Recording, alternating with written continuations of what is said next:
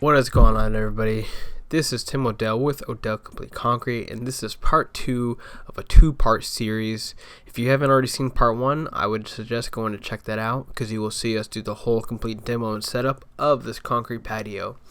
And you can see right there, we're just rodding this concrete out right now with the Milwaukee level, and we're getting our slope, or checking our slope, making sure that we're getting slope towards those drains. You can see right there, we're pulling up all of our rebar with a hammer claw, making sure that we don't pull our back outs by reaching too far down, and also making sure that the rebar is pulled up to the middle of the concrete. And then we just use our 4-foot Milwaukee level to rod everything out for these small areas. You can see we also have a guy that's putting all of our concrete on the side to our chalked out lines that are on the side of the house. And Pablo's going down, making sure all that rebar gets pulled up. And then we are bowl floating everything with our magnesium bowl float. Sometimes we use wood, sometimes we use magnesium, pretty much whatever ready available.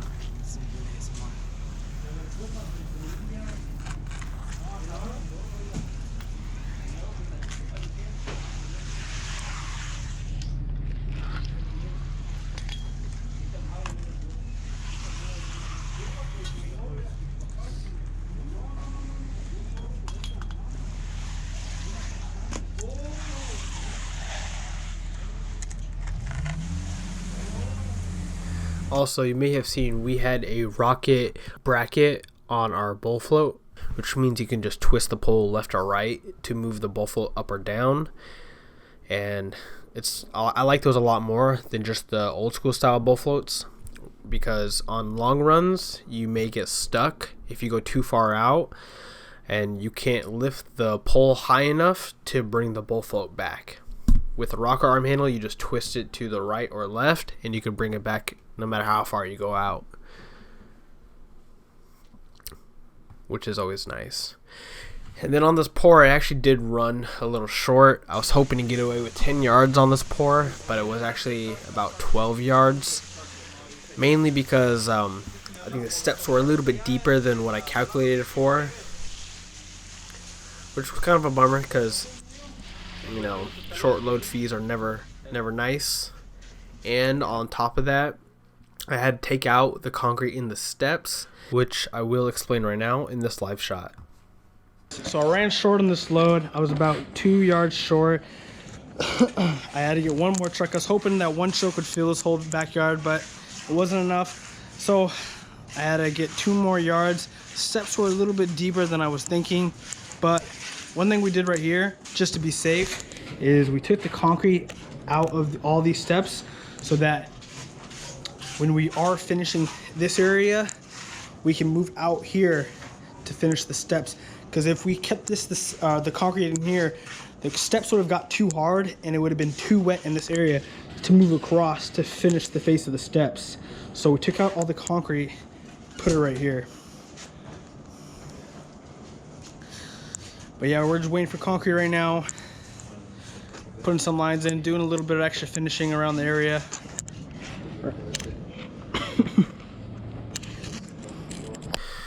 So yeah, it's never fun when you run short on a concrete pour and you don't have another truck lined up right after your first one, because the concrete just finishes uneven. Just makes it just more of a hassle to get your concrete finished, and just to remember where it's harder and wetter so you know where to go out and finish and where to wait a little bit longer. But here we are with the second batch right now. We had 2 extra yards come, and maybe it was 2.5. I can't quite remember. But we're just finishing the rest of this patio right now. There actually was a little small shed slab in the corner of this job as well, but that'll be another video, just a separate shed slab video for DIY beginners, and we'll go over detail on that in another video. Here we are with the wooden bowl float now, just really bringing that cream up and flattening it all out. I think the wood bowl float drags the cream a little bit better than the magnesium since it's a little rougher. So it will give you, I think, a flatter surface. If you guys disagree or have any other insights, maybe just comment down below. Let me know what you guys prefer, magnesium or wood. But you can see as he is bowl floating, he can see the areas that need a little bit of extra concrete. So he's grabbing it with a shovel and dropping the concrete where needed.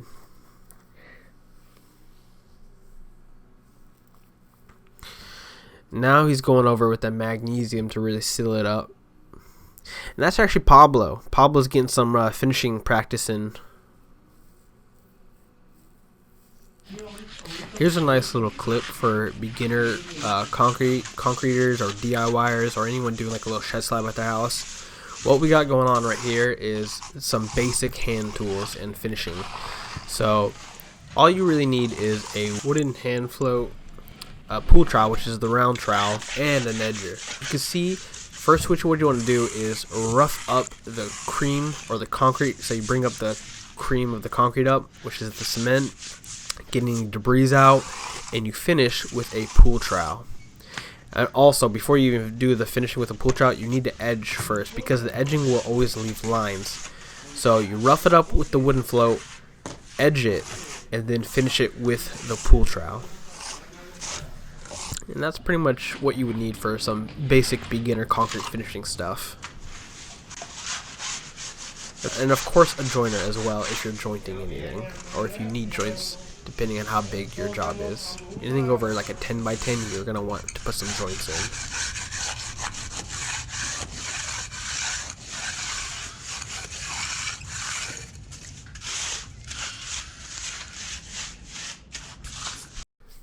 So right here, we're actually getting out on the knee boards now.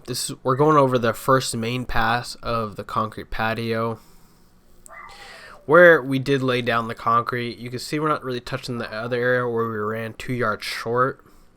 And we're also going to be putting in all of our major joints in that area where the concrete's a little stiffer. And this is what I was talking about, why it's a little irritating to run short on concrete loads, because you will have to finish stuff a little bit separately. So we're joining the area where we weren't short, where we did pour out everything at the very early morning, but we're waiting a little bit on the other concrete areas. We're also stripping the steps right now and doing a first pass on the steps.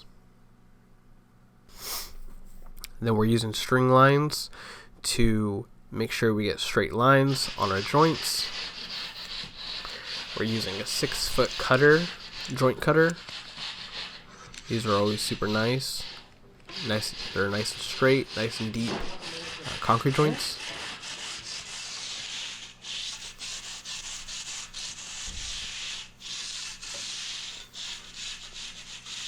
And we're putting our joints right on the edge of our steps. And then we also put one at the other end of the steps, and then one right down the middle. Alright, and the concrete got pretty hard over here on the side yard, since it was the first thing we poured, so we're brooming this all out. And this actually is a 50% nylon, 50% horsehair broom. I know you guys love seeing these clips, so we always make sure to get nice and close-ups with these.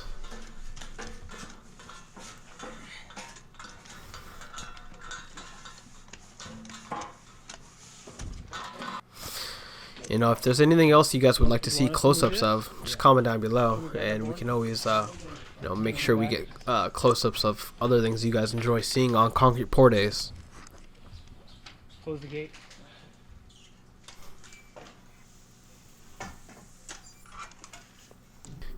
And here is the final pass on the concrete patio slab and steps. At the same time, we're going to strip and broom as we move back, even on the slab. And for the rest of this video, we'll just play some nice background music and let you guys watch us finish up until we show the end product.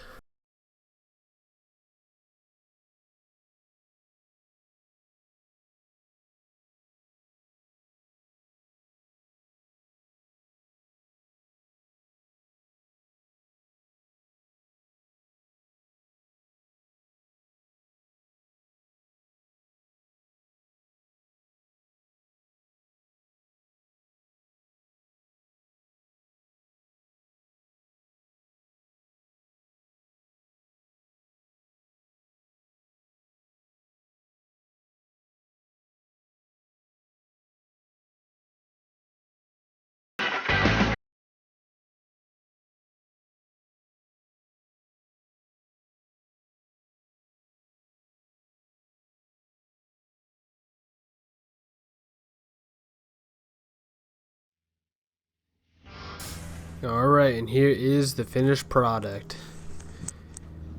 We will have to come back the next day to strip all of the forms, but we have a nice light broom finish on this concrete patio. Divided up evenly with control joints. You can see the drains. We do actually have to put the post back on still.